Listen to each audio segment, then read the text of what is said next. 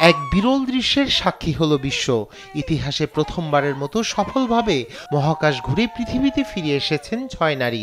এই ব্যতিক্রমধর্মী sub orbital মিশনে যুক্ত ছিলেন জনপ্রিয় পপ তারকা কেটি পেরি, যিনি মহাকাশে পৌঁছেই গান গেয়ে মন জয় করলেন সবার।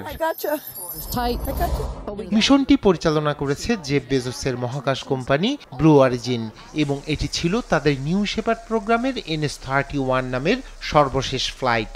সোমবার যুক্তরাষ্ট্রের ওয়েস্ট টেক্সাসের লঞ্চ সাইট 1 থেকে স্থানীয় সময় সকাল 8:30 রকেটটি উৎক্ষেপণ করা হয়। প্রায় 11 মিনিটের এই মহাকাশ যাত্রায় অংশ নেন 6 জন নারী, যারা এক সময়ের জন্য ওজনহীনতার অভিজ্ঞতা নিয়ে উপভোগ করেন পৃথিবীর অপূর্ব দৃশ্য।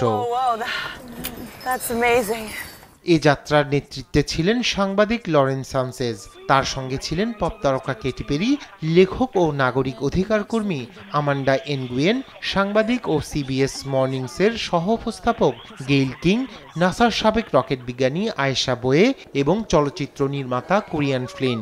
মহাকাশশূন্য ভ্রমণ শেষে পৃথিবীতে ফেরার পর সেই অভিজ্ঞতার কথা বর্ণনা করেছেন এই 6 মহাকাশচারী। এটি ছিল আমার জীবনের সর্বোচ্চ উচ্চতা। এটি অজানার কাছে একটি আত্মসমর্পণ।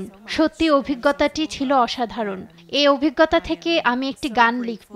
আমি এখন জীবনের সাথে গভীরভাবে সংযুক্ত অনুভব করছি এবং ভালোবাসার সাথে সম্পর্কিত হতে পারছি।